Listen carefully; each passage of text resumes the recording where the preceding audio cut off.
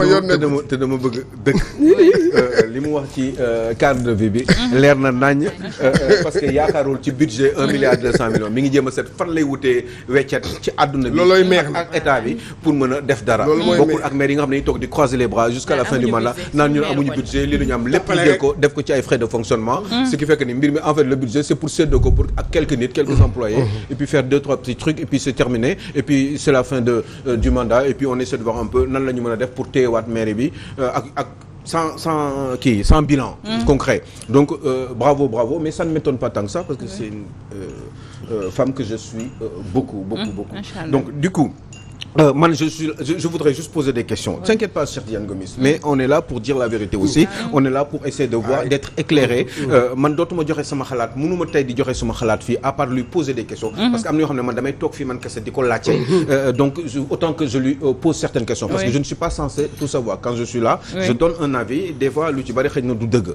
Parce que peut-être éléments yi mëtalewuma ko. Donc comme j'ai l'occasion de l'avoir à mes côtés, ce serait une bonne idée qu'on parle de beaucoup de choses, à la limite du temps de la rubrique, mais au moins parler forcément de son leader, de l'avenir du PASTEF, de la coalition Yewwi Askan Wi.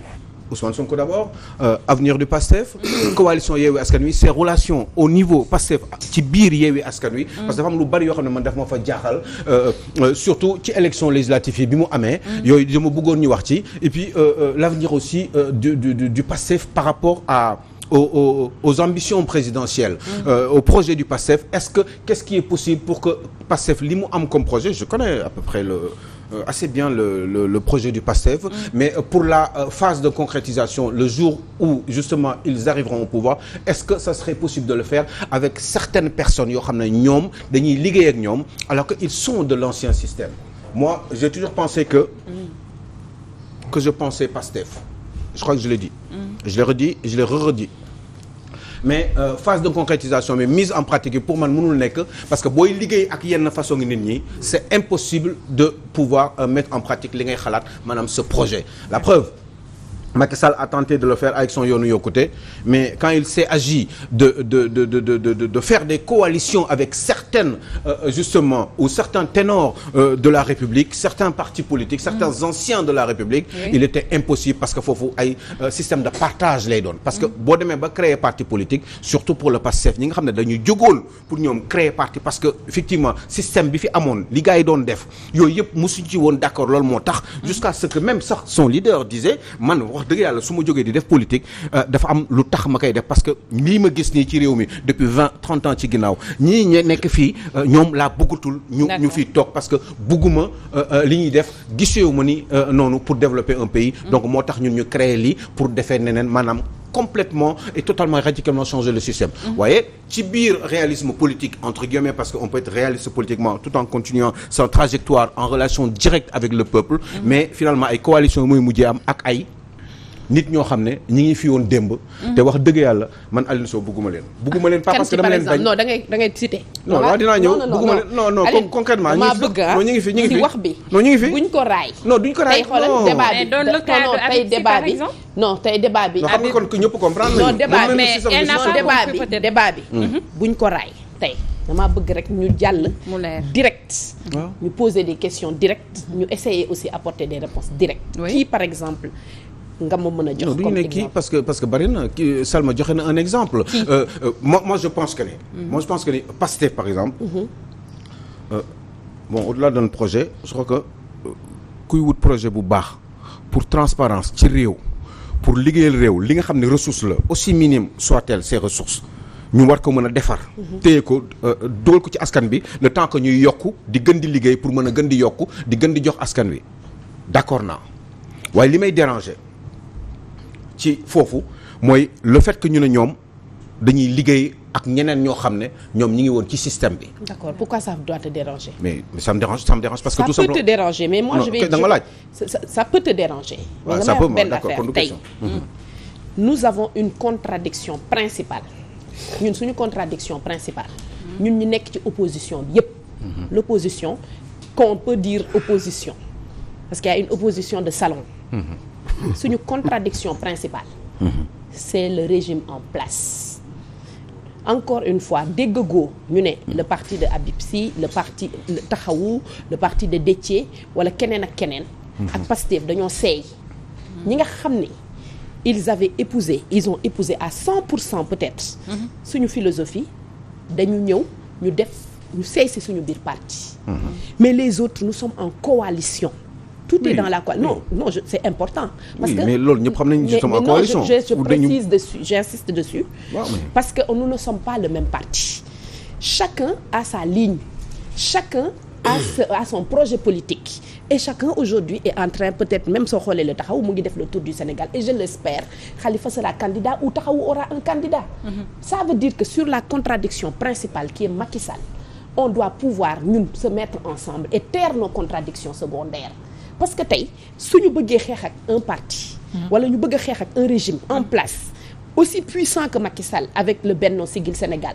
bi nga xam ne ñaata parti ñoo ci nekk plus de 100 partis est-ce que xalaat nga ni ci configuration politique bi ni mu demee dañuy dem ku ci nekk di jël sa yoonu bopp wala l'intelligence voudrait que ñu teer suñu ay contradictions secondaires parce que les contradictions secondaires existent ñu bokkul parti mën na am yoo xam ne bokkuñu ko ci vision ci gis-gis mais sur le combat collectif bi nga xam ne ñun ñoo ko porté on doit pouvoir avoir l'intelligence de se mettre ensemble pour pouvoir nous battre contre la contradiction principale man tey du ma ne par exemple je ne suis pas dans Taxawu tout ce que Taxawu dit ne me va pas ou tout ce qu'il dit me va sur li nga xam ne ñoo ko bokk muy combat collectif on doit pouvoir se mettre ensemble c'est ça l'intelligence collective aussi et c'est ce qui a poussé la création de cette coalition qui est Yewwi Askan Wi aujourd'hui mais en sachant que chaque leader garde son autonomie son fonctionnement dans son parti ses réunions ses objectifs sa mission bi mu bëgg qui est la conquête du pouvoir loolu kenn mënu ko tere mais si li nga xam ne nag ku ci nekk daf ko def objectif boppam muy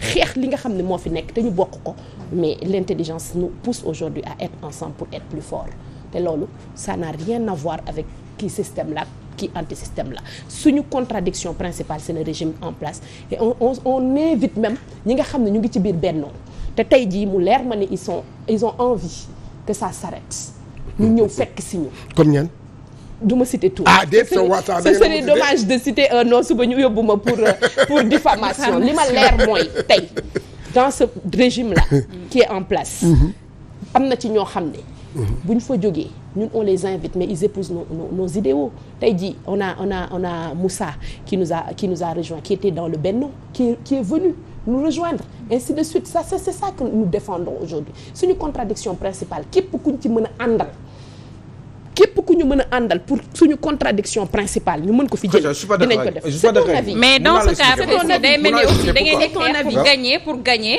après vous allez gagner aussi pour gouverner ensemble est-ce que li daal le président Sall aussi du leen merci bonne question je suis en phase avec toi man en 2012 dama ne woon benn affaire su ma doon Macky Sall du ma dem seeti kenn xam nga lu tax parce que à ce moment précis de l'histoire ñëpp ñi nga xam ne dañu ne woon dañoo contre Abdoulaye Wade naturellement dañ ko waroon voter ñun nag avant ñuy dem élection demaguñu élection seeteeguñu kenn waxuñu kenn la ñuy àndal wala ànduñu kenn Pastef dafa am candidat notre candidat c'est Ousmane Sonko c'est clair mais dañu nekk ci coalition waxante ku ci nekk na dem uti ku ci nekk bu uti jee bu ñu demoon deuxième tour tey ku ci jiitu ñi ci des yëpp dañuy aligné wu derrière toi. Et après la suite.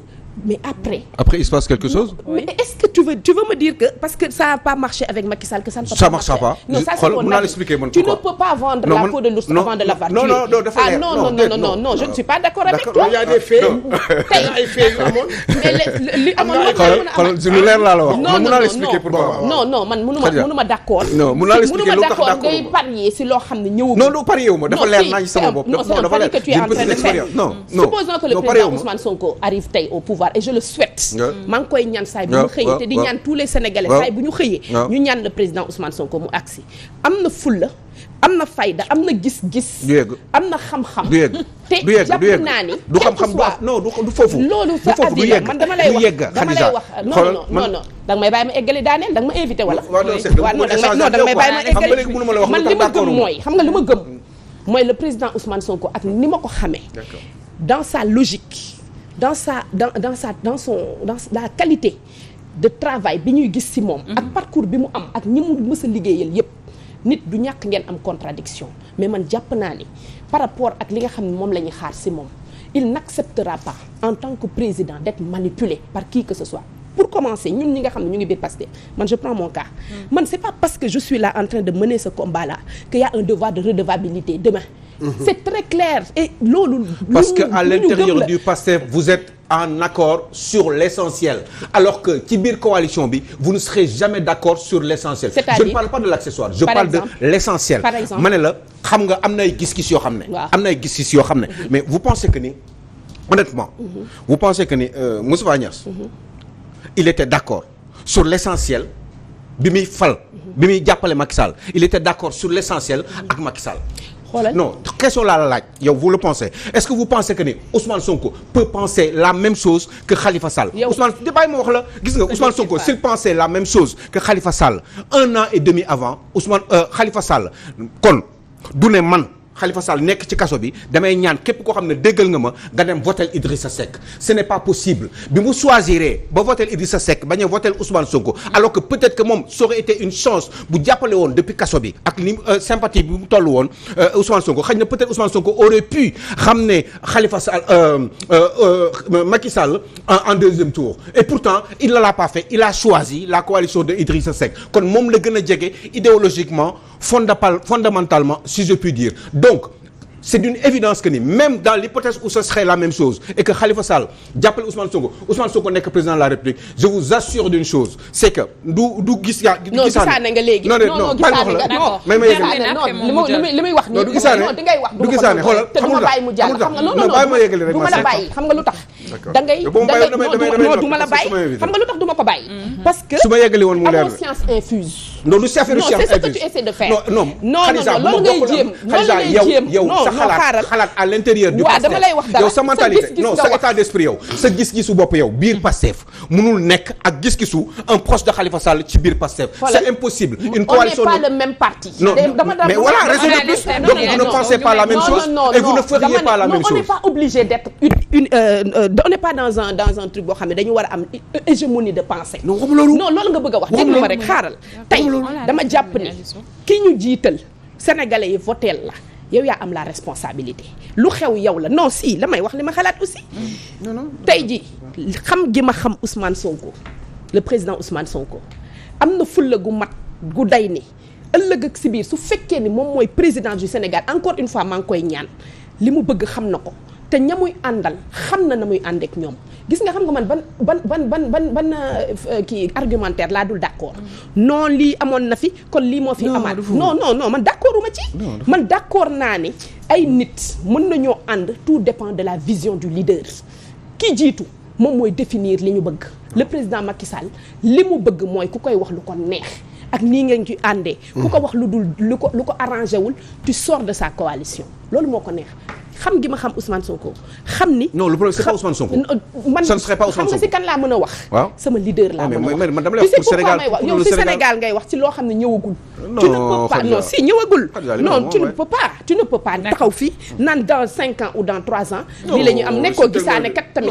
non si c'est ce que c'est des analyses. gis-gisu Khalifa Sall ak gis-gisu Ousmane Sonko sur l'essentiel lu bari ay détails suñu amoon temps ma wax mais bien évidemment loolu bokkuñu bu ma la soutenir am na yoo xam ne boo ko deful même bu dee yaay président Macky Sall am na yoo xam ne daf ko def parce que Moustapha Niasse la neex. bokkuñu parti. mais pas non dama lay wax non je vous parle de la gestion d'après. non la gestion d'après mënoo cee wax. lenn ndax ñëwagul. mais dëgg te gisagoo ko xam nga kañ nga koy mën a juger non xalal xam nga nan nga koy mën a juger. te bu ñu toogee fii bu ñu fi toogee bu ñu ko yàlla mayee bu boobaa mani la li nga waxoon am na bis boo gisee loolu am. maanaam le président élu. ñu dem muy gérer ci biir gestion wam nga ne kat lii ak lii ak lii moo ci am te ñun xam kii defoon na ko moom it mu ngi def la même chose.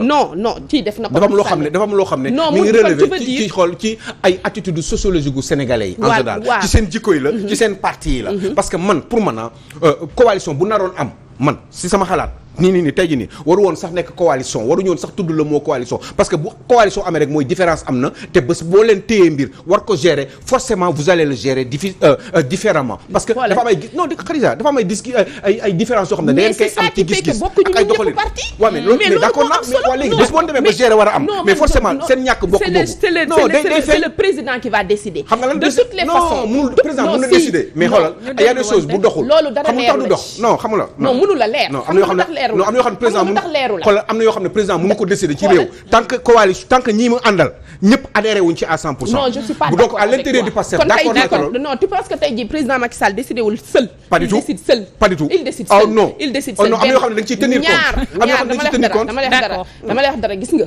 man li ma gëm mooy. quel que soit kii nekk président. décider et signer c'est différent. décider ak signer responsable. kii ñuy fal tu es responsable. oui maintenant. bien sûr soo amee la hauteur qu'il faut. pour pouvoir imposer ou même négocier par rapport ak fi nga bëgg yëf yi dem fa nga dem fa. gérer des hommes aussi c'est savoir manager. et le management di nga ci gis koo xam ne du ngeen bokk xalaat mais il faut savoir faire adhérer les gens à ce que tu veux et à la méthodologie et à la vision que tu as de ce là où tu veux conduire le pays. maintenant. lim am ba am mooy. coalition bi ñu am on respecte tout le monde. coalition bi ñu am li ñu boole. on se concentre actuellement sur nos contradictions secondaires. principal muy Macky Sall. suñu objectif mooy na fi jóge. parce que loolu mooy Abdoulaye Wade na fi jóge aussi Abdoulaye Wade na fi jóge c'était l'objectif. quel que soit le projet que nous avons. Abdou Diouf na fi jóge woon aussi c'était l'objectif. Abdou Diouf quel que soit le projet que nous avons. si nous n'arrivons pas au pouvoir. duñ ko doxal. ñun ñëpp ñu nekk ci opposition bi. quel que soit le projet que nous avons. si nous sommes dispersés on n'est pas fort. kon jàpp naa ni sur certaines questions buñ ci tolloo. il faut que suñu ay différences personnelles entre nos partis ñu teer ko.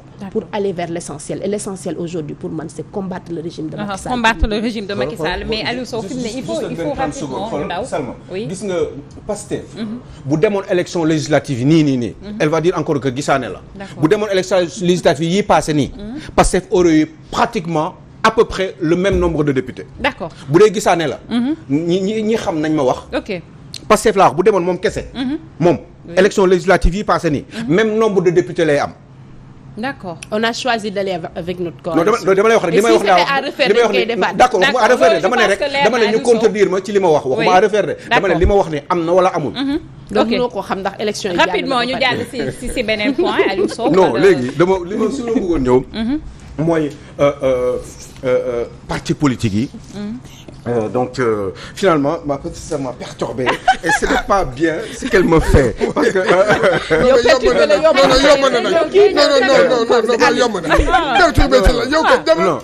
non c'est ça parce que yaa ngi sa rubrique yaa moom sa rubrique parce que dama laaj moom kenn mënu ko perturber il fait genre non en tout cas sama lamiñ bu rëy bi nag dama bëri kersa yéen xam leen alors Aliou Seye Salma ci affaire u en réalité parce que ku am Khadija presque am nga Ousmane Sonko. oui. donc je voulais en profiter pour xam le maximum de choses par rapport ak le PASTEF et son avenir parce que dama mësoon wax ak benn kilifa ci PASTEF si ñoom mu d'accordul woon ak li ma wax mais expliqué na ma mais pratiquement il m'avait convaincu mais ba tey j'étais dans le doute parce que dafay am toujours ay éléments yu manqué ak loo xam ne doo ko xam dans l'avenir donc ce qui fait que ni dafa am da ngay am ay éléments bloquants parce que da ngay waaru mais da ngay gis ni quand même peut-être que il pourrait éventuellement avoir raison Pastef projet la oui.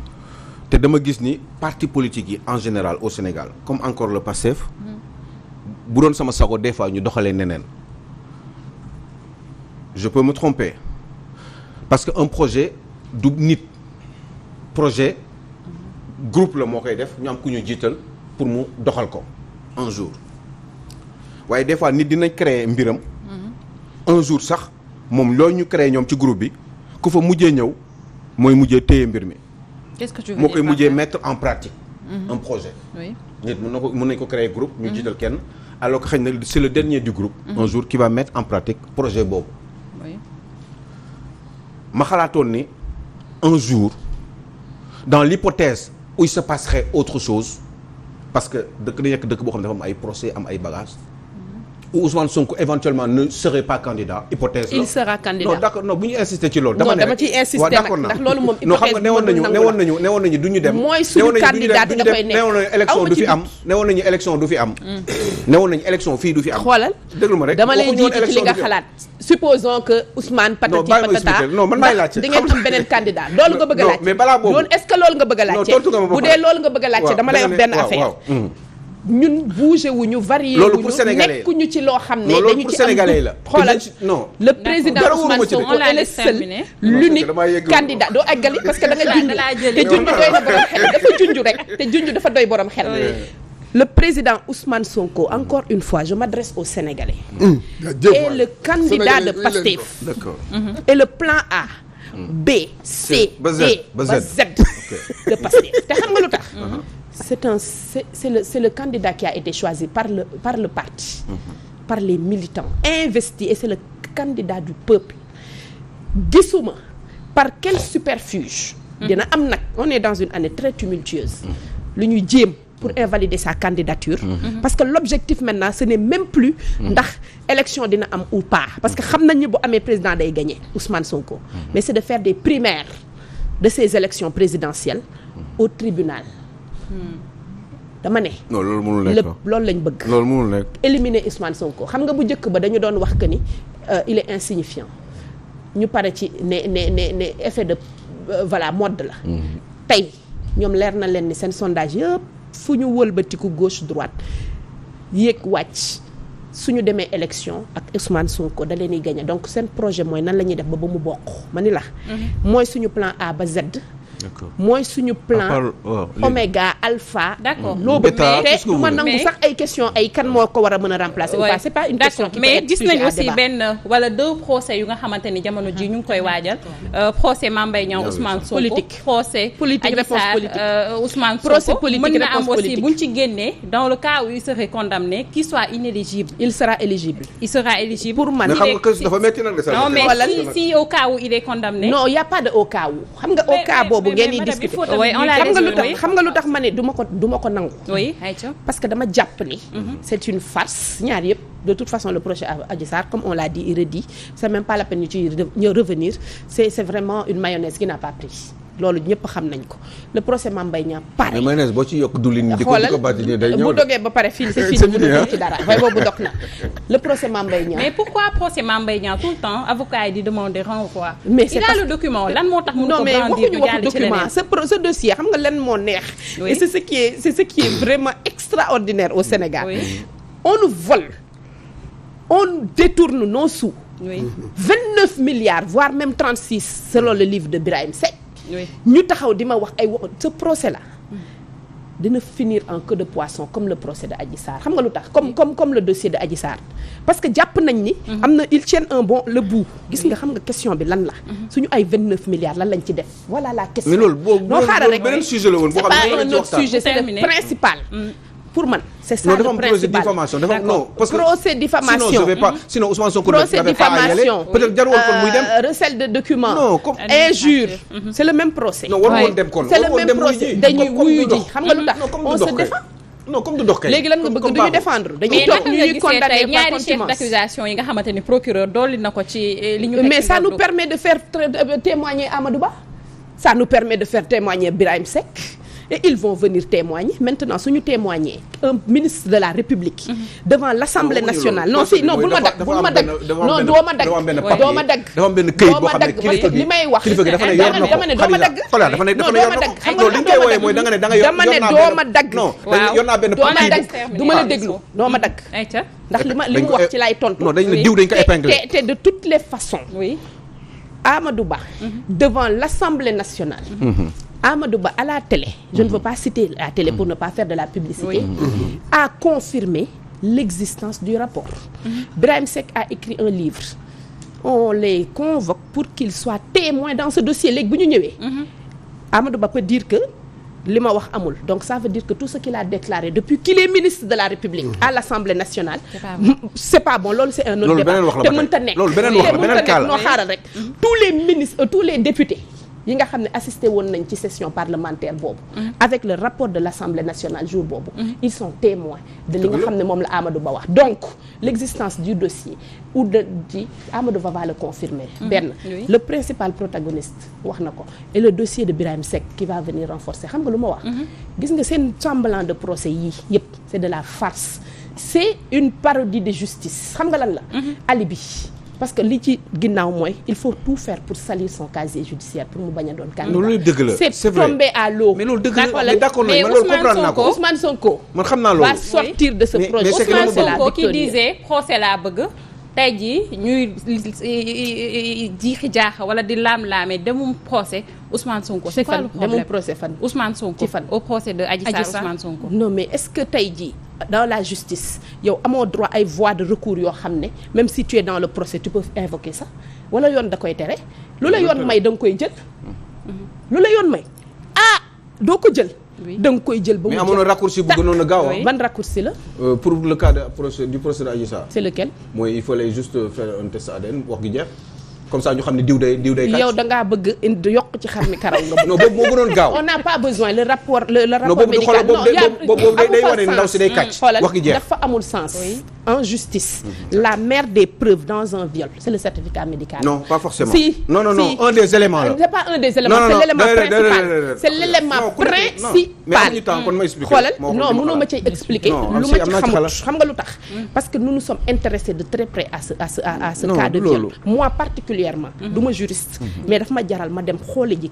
vraiment ce qui est la mère des preuves aujourd'hui dans son procès defuñu test ADN ça n'a rien à voir c'est de la diversion diversion la xoolal tout simplement parce que ils sont en panne d'arguments xam nga lu ma wax c'est une mascarade tous ces procès dans un procès mascarade xam nga il faut aussi expliquer aux Sénégalais pour que personne n'y comprenne rien d'accord xam nga loolu moom lañ nekk pour empêcher à Sonko d'être candidat man li may xalaat amul importance xam nga la moo am importance li may xalaat amul importance non da ngay porter ay jugement de valeur moo tax li ngay xalaat yaa ngi koy wax non tu n'es pas objectif c'est très subjectif. non déedéet non xam nga lu tax parce que il s'agit d'une personnalité quand même dans ce pays. bu taxaw boo xam ne il est capable d'être président de la République. il pourrait l'être donc am na yoo xam ne ça l'intéresse directement.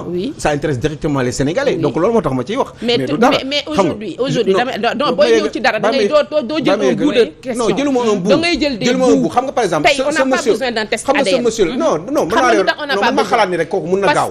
parce que loolu c'est une possibilité. man par exemple sont à décharge voilà tous les témoins sont à décharge mais il faut mu wax bi mu yegg aussi tous les témoins sont à décharge c'est échange laa bëggoon mu yegg échange bi du yegg parce que da ngay wax yoo xam ne du ma ko bàyyi mu d'accord les faits léegi les témoins sont à décharge le certificat médical est clair net et précis tout est à décharge contre Ousmane Sonko donc nee na dafa yor këyit boo xam ne nee na yor na benn këyit boo xam ne nee na yor na këyit boo xam ne dañu épinglé nee na non xam nga est-ce que xam nga ni yow da nga xam nga procès bi jeex na non bi ñu ko convoqué bi ñu ko xam lu ñu yor ak lu ñu yorul est-ce que xam nga ni Ousmane Sonko dañ ko convoqué dikk mu ne y a un problème entre IGF ak IGE ñu ne ko demal waaw un FA ñu ne ko léegi demal nga jëli këyit doo déglu ma waaw mu nga ne ñu ne ko demal jëli këyit bi mu dellu siwaat déglu ma rek bi mu dellu siwaatee mu ne ok ñëw naa mais kayit bi du ma leen ko jox tribunal laa koy joxe ñu ne ko ok d'accord léegi ça va se régler là-bas léegi tribunal ba c'était simple il fallait juste indi kayit. pour yow c'est simple. non pour non pour yow. yow xalaat nga ni loolu lu yoon ko. parce que boo nee ba wax loolu nous avons nos avocats man Khadija su ma amee sama avocat mu nekk sama conseiller waaw da ngay déglu sama conseiller juridique.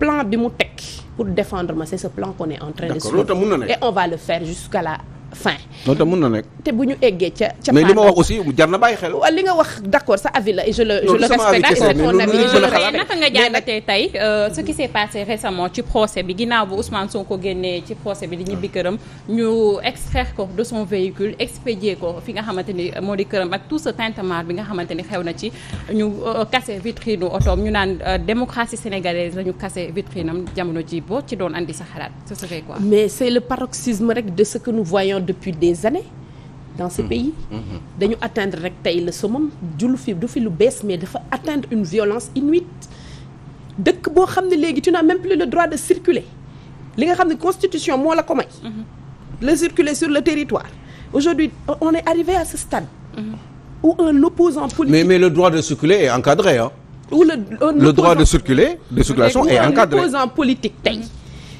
ñu ni ko fii ngay jaar booy dem booy ñëw fi ngay jaar soo génnee dañ lay jox ay justice mais vous vous rendez compte de cette image là quelle tristesse pour la démocratie sénégalaise dans le monde entier ñuy vilipender le pays parce que tout simplement on veut juste empêcher à un opposant politique de jouir de ses droits les plus élémentaires. Mais le droit de circuler, non, même pas un opposant sax. gis nga même le droit de circuler est encadré. gis nga amuloo droit circuler def lu la neex aussi. seulement xam nga lan moo xew ba xew. mooy il faut qu'on revienne vraiment à plus d'orthodoxie républicaine. tey je suis d'accord. un leader politique bu am militant yi Ousmane am ak sympathie bi Ousmane Sonko am. On ne peut pas le réduire au silence. On ne peut pas dire que Ousmane Sonko dañ koy tëj ci ruq wala dañ koy tëj ci biir këram wala bu génnee di war a saafonteeg ay militants à 1 an des élections dinañ def tout pour que loolu bañ am. Malheureusement pour eux et heureusement pour nous. lépp lu ñu yëkkati pour teg ko ci deru Pastef pour yàq Ousmane wala pour def loo xam ne daf koy gàllankoor. ça se retourne contre eux. mais am na ñoo xam ne nee nañu dans un pays démocratique am na ñoo xam ne nee nañu il faut que nee nañu dafay def loolu pour coow jib dëkk bi tàkk nit ñi lay wax comme ça yenn procès yi dootul amati. comme ça am na ñu ko wax. waaw ñun xam nañ ni ñun suñu yoonu politique la ñu nekk. te suñu yoonu politique tegante xel la finalement on est à 1 an des élections présidentielles. ñu nekk un parti politique am un leader qui aspire à devenir le président de la République. je pense que en 2009 ba 2011 le président Macky Sall dafa wër Sénégal te kenn terewu ko dugg fépp moo ko wax village par village. mais ay mort amu fi woon ay mort amu fi woon de 14 morts yooyu. parce que dafa amoon un président Abdoulaye Wade bu ko bàyyi en tant que opposant mu mën a jouir de tous ses droits doxal ko ni mu ko bëggee. C'est le contraire qu'on voit aujourd'hui dans ce pays. Pourtant, il y a d'autres leaders qui sont en train de faire leur tournée, ça ne pose aucun problème.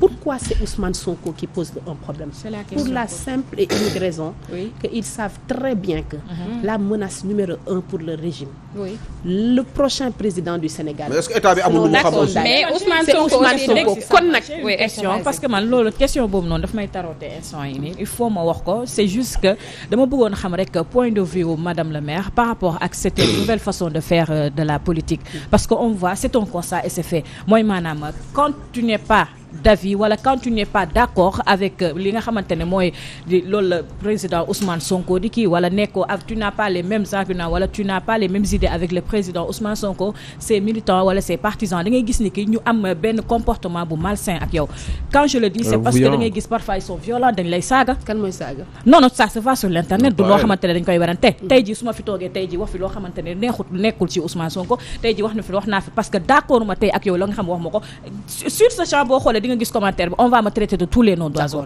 mais pourquoi léegi yow xalaat loolu damay répondre lan mooy sa xalaat par rapport ak façon de politique boobu noonu gis nga je pense que semaine bi on a eu une très grande partie de la réponse de li ngay wax consortium des journalistes d'investigation on a parlé des Israéliens et on a cité le Sénégal gis nga tey bi ñu toogee ci plateau bi moi je regarde la télé partout dans le monde et surtout en Afrique les principaux débats yi ñuy am xam nga si lan la cette histoire d'Israéliens qui sont des champions en manipulation d'information et en désinformation et en deep news tey li nga xam ne tey wane nañ ko mooy c'est un État qui est prêt à payer de l'argent pour que ñuy créer 300 000 faux comptes des milliards pour que ñuy saaga ay nit seen élément de langage la suñu waxee dara kon état bi mooy saaga Aliou Sow ma ne li ma leer man mooy nous notre parti a condamné fermement ces pratiques dañ ci bind communiqué est-ce que mën nga jël